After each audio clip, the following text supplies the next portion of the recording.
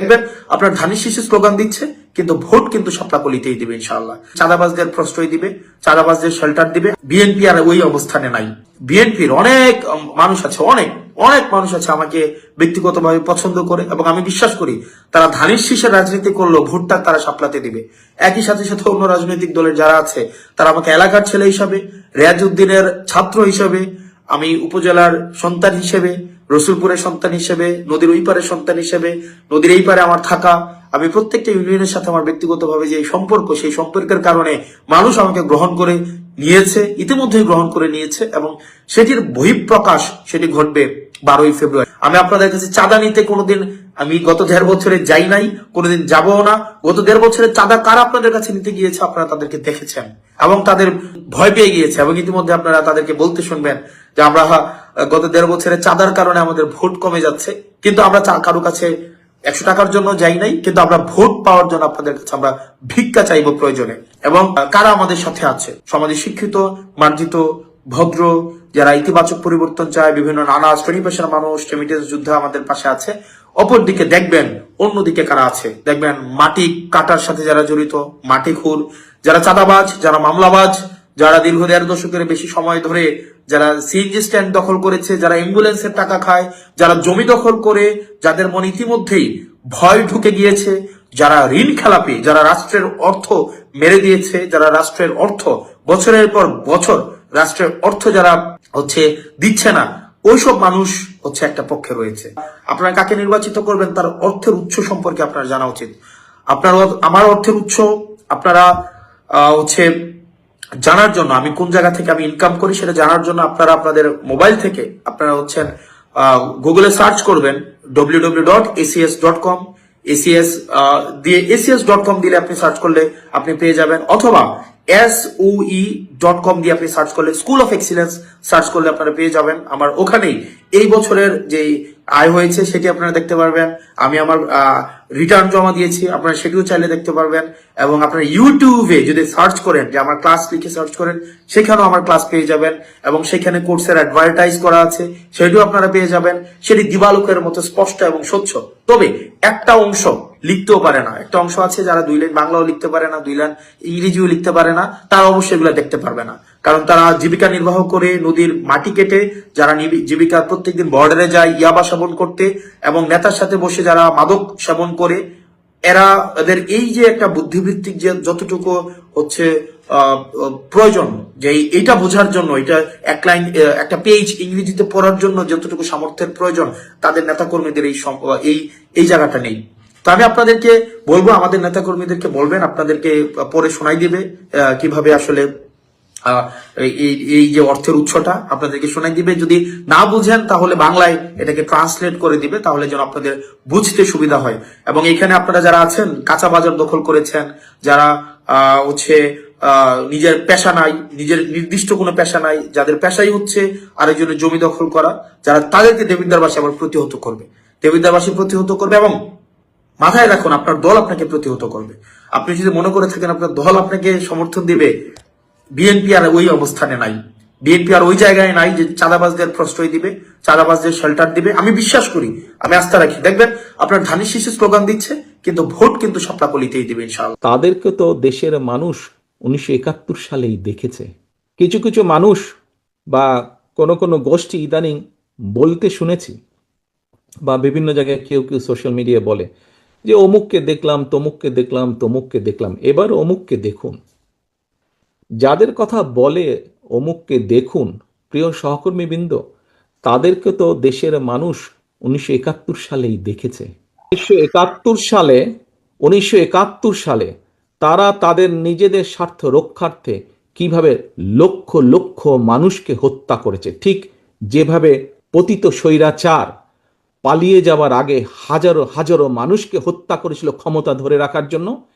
এই যাদেরকে কেউ কেউ বলে যে একবার দেখুন না এদেরকে, তাদেরকে দেশের মানুষ 71 সালেই দেখেছে নিজেদের রাজনৈতিক স্বার্থ রক্ষার্থে লক্ষ লক্ষ মানুষকে শুধু হত্যাই করেনি, তাদের সহকর্মীরা কিভাবে মা বোনদের ইজ্জত পর্যন্ত লুট করেছিল। এই কথাটি আমাদেরকে মনে রাখতে হবে। প্রিয় ভাই বোনেরা, এই মুহূর্তে আমরা যদি দেখি, আমরা আগামী 2 মাস পরে একটি নির্বাচন প্রত্যাশা করছি। এই দেশটি গত 16 বছর যেই স্বৈরাচার পালিয়ে গিয়েছে, যেই স্বৈরাচারকে বাংলাদেশের জনগণ বিতাড়িত করেছে আন্দোলনের মাধ্যমে, সেই স্বৈরাচার এই দেশের প্রত্যেকটি ক্ষেত্রকে কিভাবে ধ্বংস করে দিয়ে গিয়েছে এটি আমরা জীবনের পরতে পরতে অনুভব করতে পারি।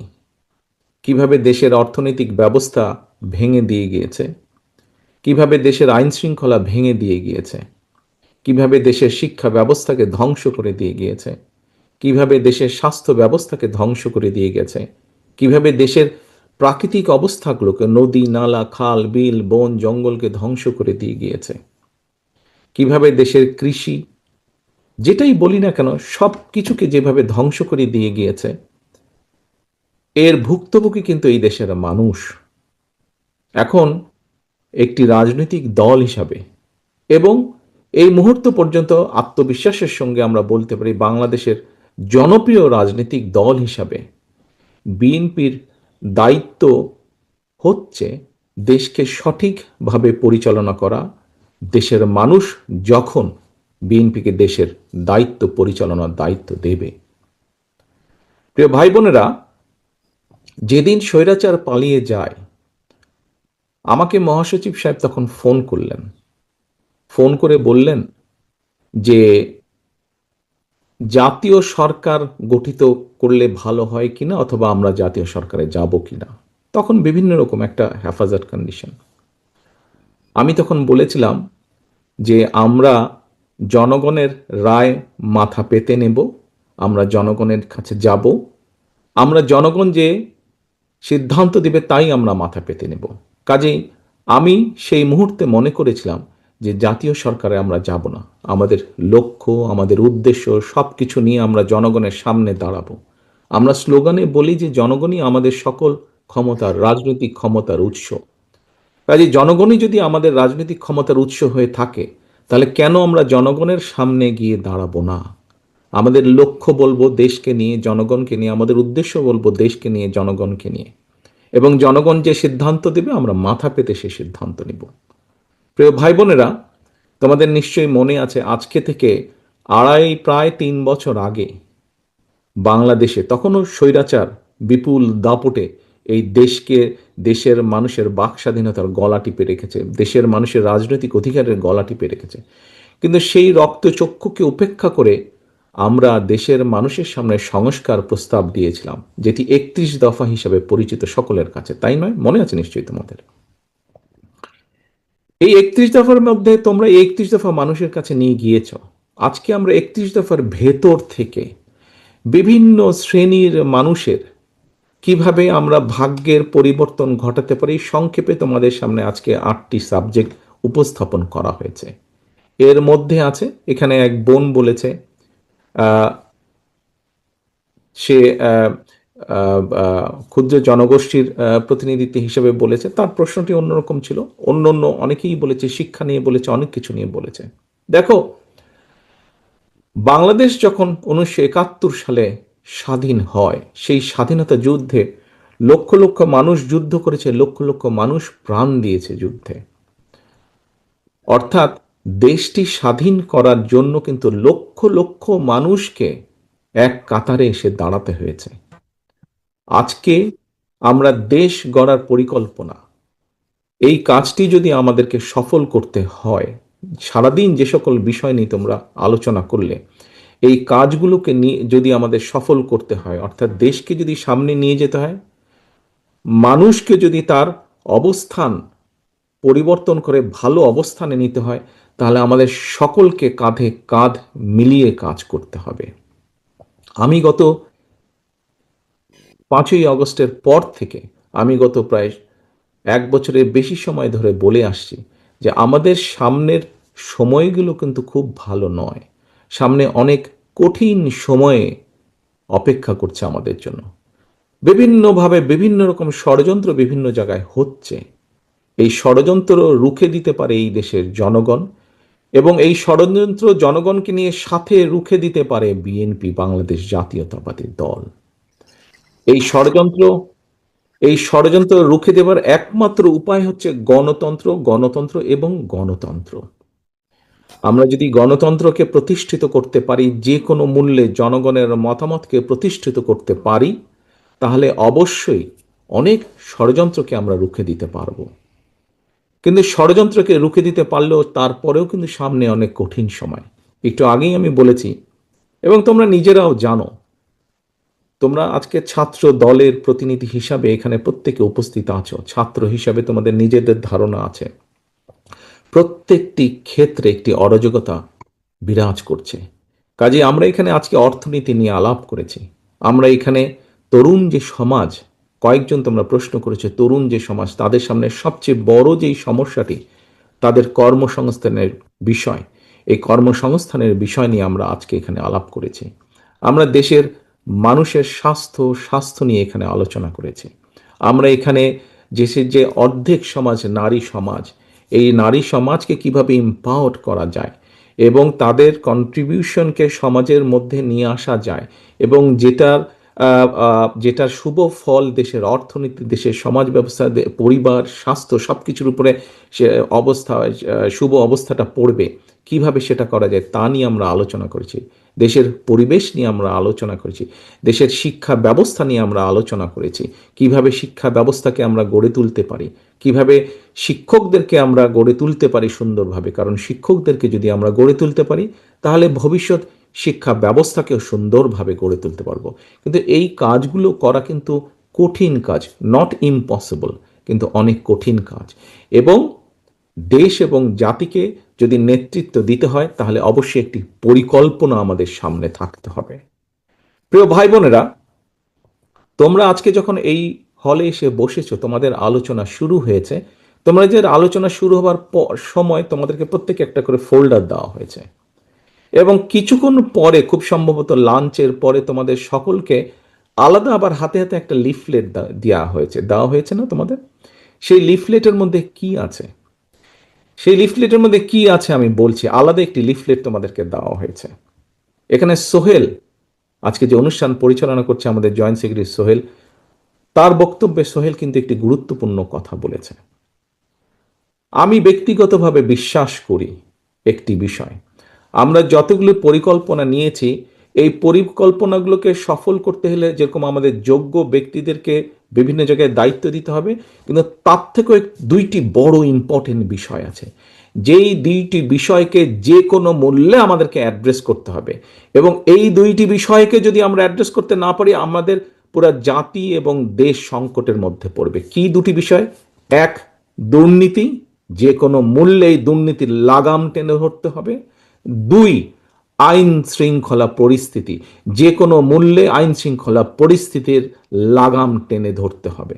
যদি আমরা দুর্নীতি এবং আইন শৃঙ্খলা যদি আমরা দুর্নীতি এবং আইন শৃঙ্খলার লাগাম টেনে ধরতে না পারি, তাহলে আমরা যে পরিকল্পনাগুলি গ্রহণ করেছি মানুষের স্বাস্থ্য নিয়ে, দেশের ভবিষ্যৎ সন্তানদের শিক্ষা ব্যবস্থা নিয়ে, নারী সমাজকে এম্পাওয়ার করার জন্য, দেশের কৃষি ব্যবস্থা, প্রত্যেকটি পরিকল্পনা আমাদের বাধাগ্রস্ত হবে, স্লো হয়ে যাবে আমাদের। সেজন্যই আমাদের সরকার গঠনের সুযোগ পাওয়ার সাথে সাথে সর্বপ্রথমে আমাদেরকে নজর দিতে হবে, সর্বপ্রথমে আমাদেরকে ব্যবস্থা করতে হবে দুর্নীতির লাগাম কিভাবে আমরা টেনে ধরব।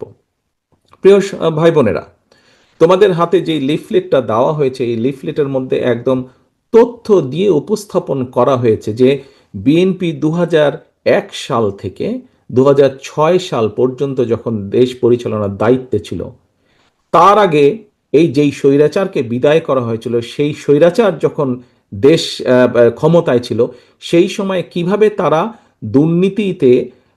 দুর্নীতি ছেয়ে ফেলেছিল দেশকে, এবং 2001 সালে দায়িত্ব পাবার পরে কিভাবে খালেদা জিয়ার সরকার ধীরে ধীরে ধীরে ধীরে দুর্নীতির অবস্থার উন্নতি ঘটিয়েছিল, দুর্নীতি থেকে ধীরে ধীরে কিভাবে দেশকে বের করে নিয়েছিল, একটি আন্তর্জাতিক